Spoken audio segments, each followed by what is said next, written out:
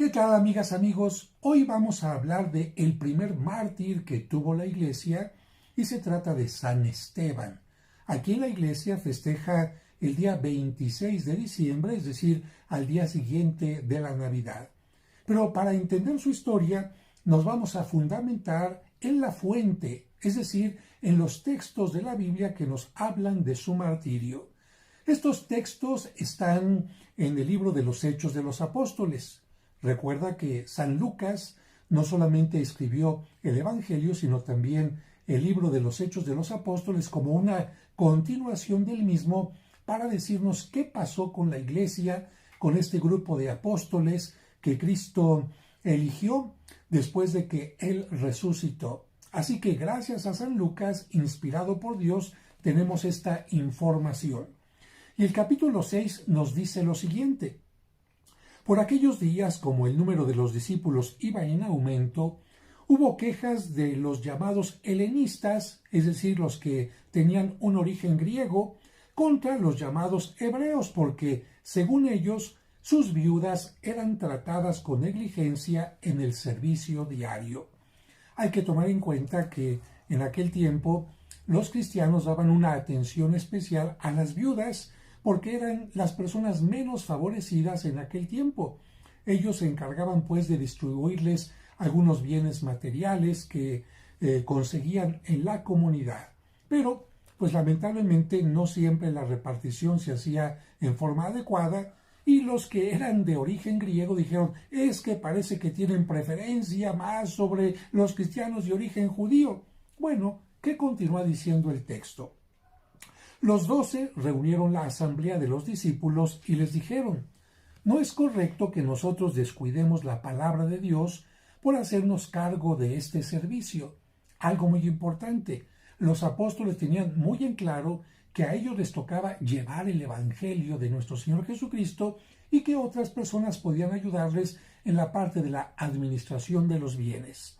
Continúa de esta manera el texto. Por lo tanto, hermanos, elijan entre ustedes a 7 hombres de buena fama, llenos del espíritu y de sabiduría.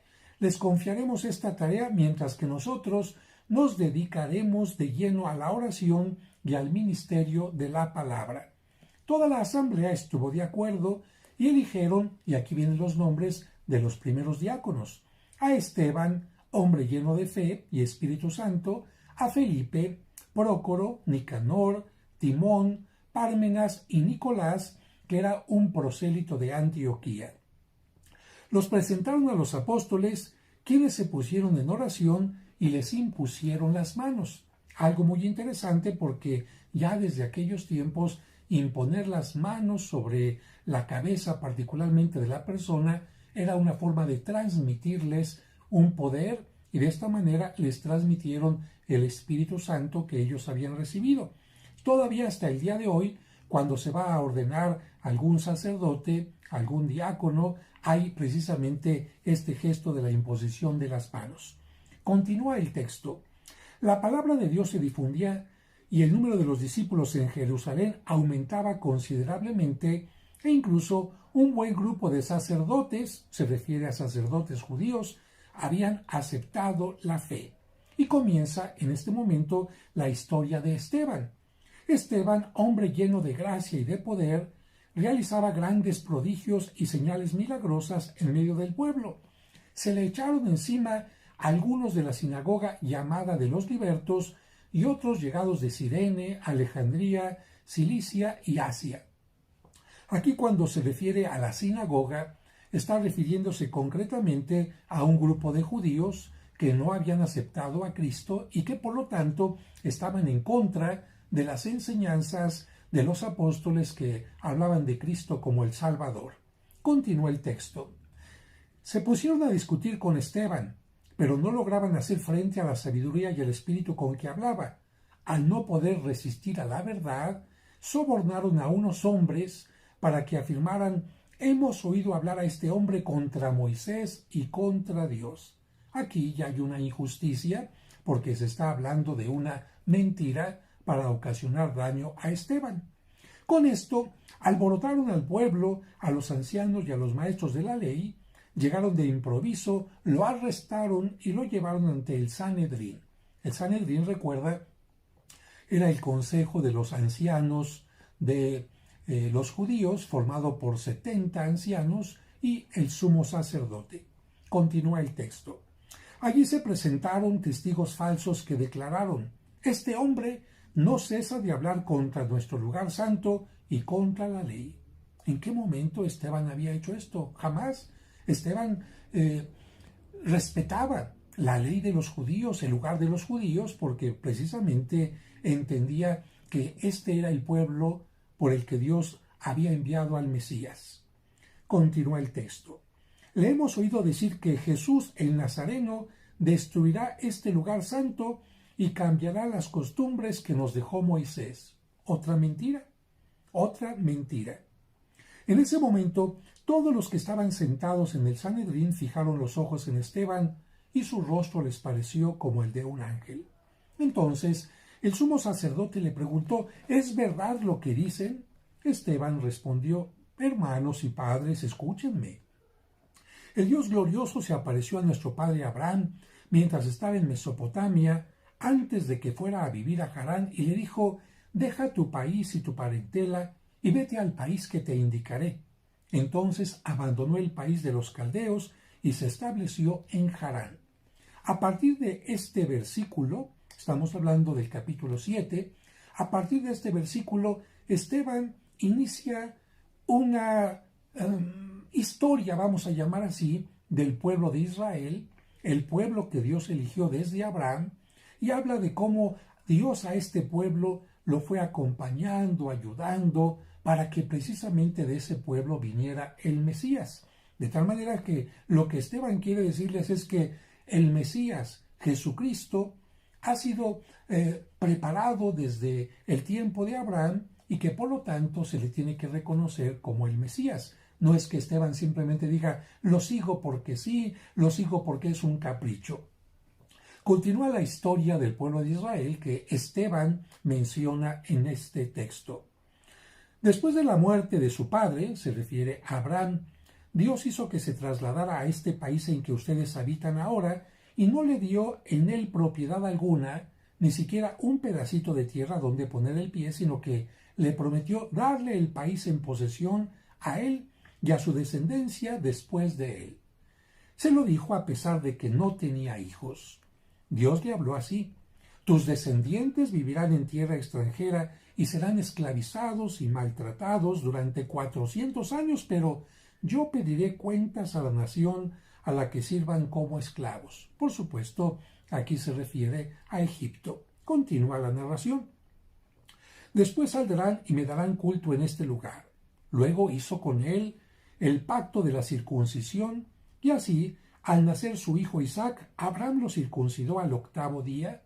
Lo mismo hizo Isaac con Jacob y Jacob con los 12 patriarcas. Recuerdas que Abraham tuvo como hijo a Isaac e Isaac a Jacob. Los patriarcas se pusieron celosos de José. Los 12 hermanos eran hijos de Jacob y 11 se pusieron celosos de José. Continúa el texto: hasta que lo vendieron y fue llevado a Egipto, pero Dios estaba con él y lo libró de todas sus tribulaciones, le concedió sabiduría y lo hizo grato a los ojos de Faraón, rey de Egipto, que lo nombró gobernador de Egipto y toda su casa. Sobrevino hambre por toda la tierra de Egipto y de Canaán, y la miseria fue tan enorme que nuestros padres no encontraban qué comer. Al enterarse Jacob de que había trigo en Egipto, mandó allí a nuestros padres una primera vez. Se refiere a los hijos de Jacob. La segunda vez José se dio a conocer a sus hermanos, y así Faraón conoció a la raza de José. Luego José mandó buscar a su padre Jacob con toda su familia, que se componía de 75 personas. Jacob entonces bajó a Egipto, donde murió él y más tarde también nuestros padres. Nos está refiriendo Esteban toda esta historia que encontramos en el libro del Génesis, y continúa su narración. Sus cuerpos fueron llevados a Siquem y descansan en la tumba que Abraham había comprado en Siquem a los hijos de Hamor por cierta suma de plata. Ya se iba acercando el tiempo de la promesa que Dios había hecho a Abraham. El pueblo creció y se multiplicó en Egipto hasta que llegó otro rey a Egipto que no había conocido a José. Este rey, recuerda que en Egipto a los reyes se les llamaba Faraón, este rey, actuando con astucia contra nuestra raza, obligó a nuestros padres a que abandonaran a sus hijos recién nacidos para que la raza no sobreviviera. Fue en ese tiempo cuando nació Moisés, que era precioso para Dios. Durante 3 meses fue criado en la casa de su padre, y cuando tuvieron que abandonarlo, la hija de Faraón lo recogió y lo crió como hijo suyo. Así Moisés fue educado en toda la sabiduría de los egipcios y llegó a ser poderoso en sus palabras y en sus obras. Qué interesante que en este libro de los Hechos de los Apóstoles estamos viendo una recapitulación de toda la historia que encontramos en el Antiguo Testamento. Continuamos hablando de Moisés de acuerdo a lo que Esteban les predica a los del Sanedrín. Tenía 40 años cumplidos cuando sintió deseos de visitar a sus hermanos los israelitas. Al ver cómo uno de ellos era maltratado, salió en defensa del oprimido y mató al egipcio. ¿Comprenderían sus hermanos que Dios lo enviaba a ellos como un libertador? Moisés lo creía, pero ellos no lo entendieron. Al día siguiente vio a 2 israelitas que se estaban peleando y trató de pacificarlos diciéndoles: «Ustedes son hermanos, ¿por qué se hacen daño el uno al otro?». Pero el que maltrataba a su compañero lo rechazó diciendo: «¿Quién te ha nombrado jefe y juez sobre nosotros? ¿Quieres matarme a mí como hiciste ayer con el egipcio?». Al oír esto, Moisés huyó y fue a vivir en la tierra de Madián, donde tuvo 2 hijos. Continúa la narración. Pasados 40 años, se le apareció un ángel en el desierto del monte Sinaí en la llama de una zarza que ardía. Moisés quedó perplejo ante esta visión y al acercarse para mirar oyó la voz del Señor: «Yo soy el Dios de tus padres, el Dios de Abraham, de Isaac y de Jacob». Moisés sintió tanto miedo que no se atrevía ni a mirar, pero el Señor le dijo: «Quítate las sandalias, porque el lugar que estás pisando es tierra santa». De esto que escuchamos aquí viene la costumbre para los musulmanes de quitarse los zapatos cuando van a entrar a una mezquita. Continúa el texto. «He visto cómo maltratan a mi pueblo en Egipto. He oído su llanto y he bajado para liberarlos, y ahora ven que te voy a enviar a Egipto». Y continuó hablando Esteban: «A este Moisés, al que rechazaron diciendo: ¿quién te nombró jefe y juez? Dios lo envió como jefe y libertador, con la asistencia del ángel que se le apareció en la zarza, y los hizo salir de aquel país realizando prodigios y señales en Egipto, en el Mar Rojo y en el desierto durante 40 años. Este Moisés es el que dijo a los israelitas: Dios les dará un profeta como yo de entre sus hermanos. Este es el que en la asamblea del desierto estuvo con el ángel que le habló en el monte Sinaí y recibió las palabras de vida para comunicárselas a ustedes. Nuestros padres», continúa Esteban, «no quisieron obedecerle, lo rechazaron y desearon volverse a Egipto. Incluso dijeron a Aarón: danos dioses que vayan delante de nosotros, porque no sabemos qué ha sido de este Moisés que nos sacó de Egipto». Esto lo dijeron cuando Moisés subió al monte y estuvo ahí 40 días y 40 noches mientras Dios le estaba dando los mandamientos. Ellos se desesperaron y le pidieron a Aarón que les hiciera algunos dioses. Continúa el texto. «Y fabricaron en aquellos días un becerro, ofrecieron sacrificios al ídolo y festejaron la obra de sus manos. Entonces Dios se apartó de ellos y dejó que adoraran a los astros del cielo, como está escrito en el libro de los profetas.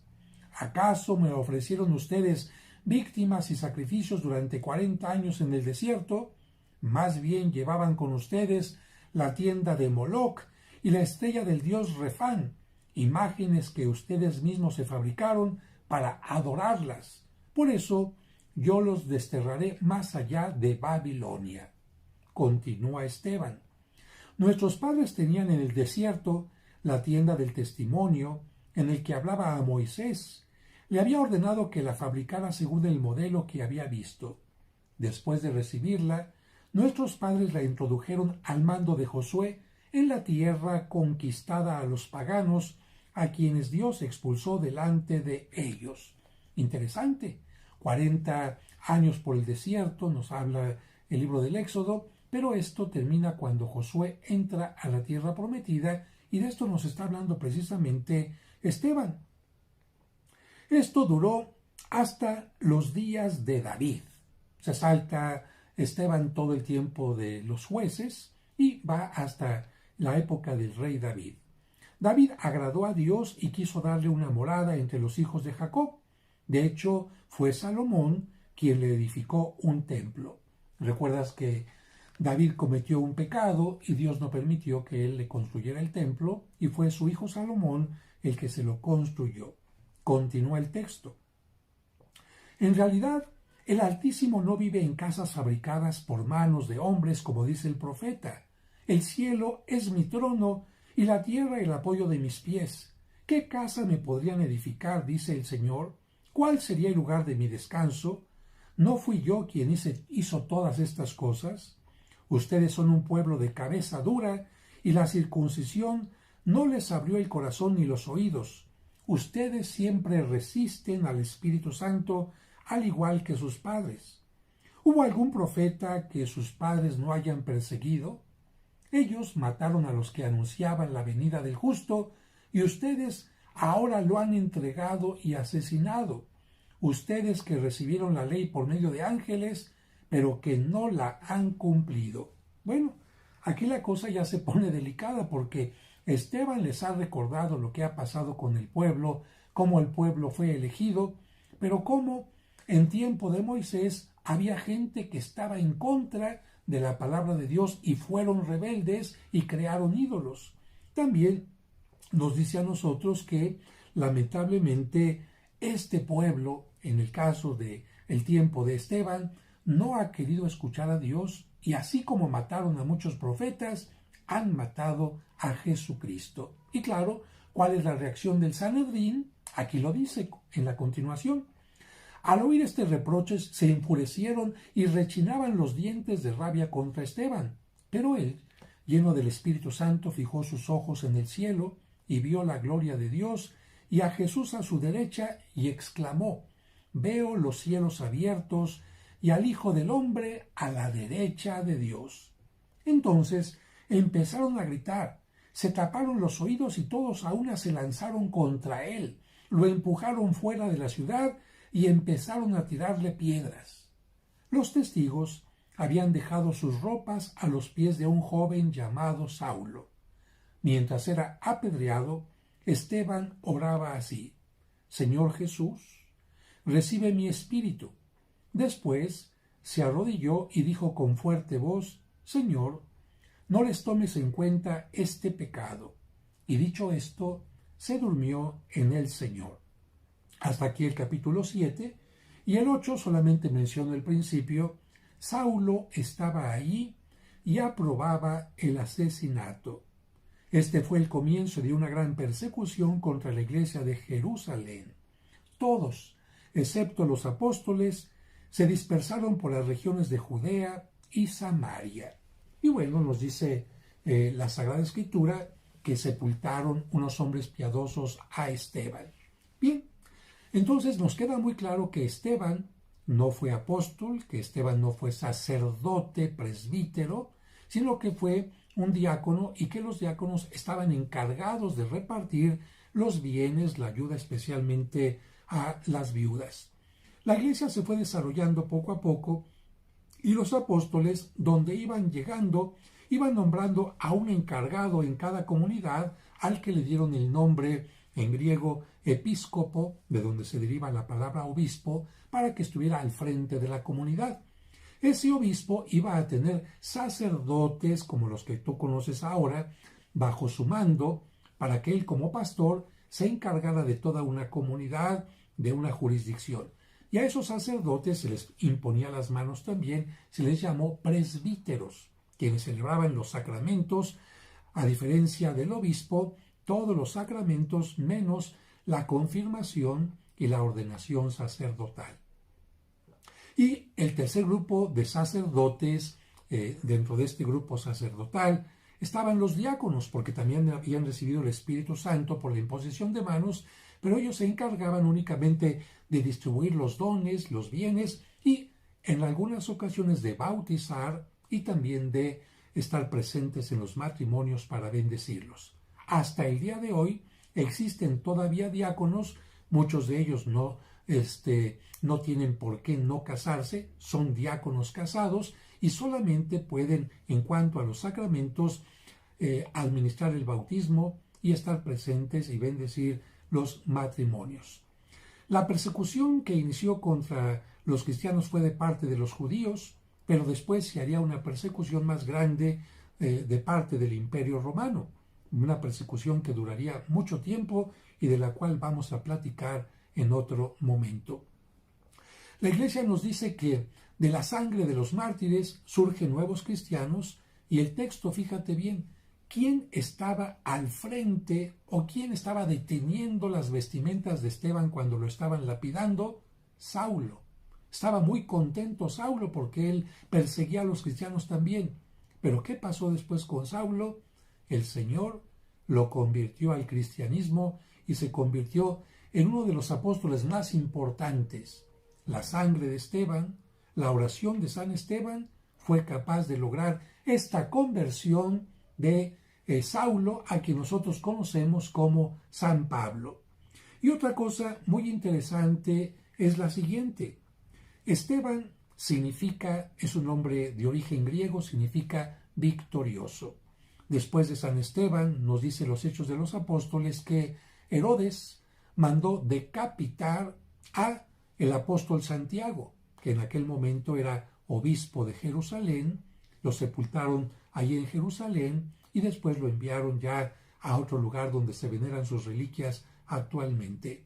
Pero bueno, finalmente termino diciendo que a Esteban, el primer mártir, se le llama protomártir porque precisamente esta palabra significa el primer mártir de entre los cristianos.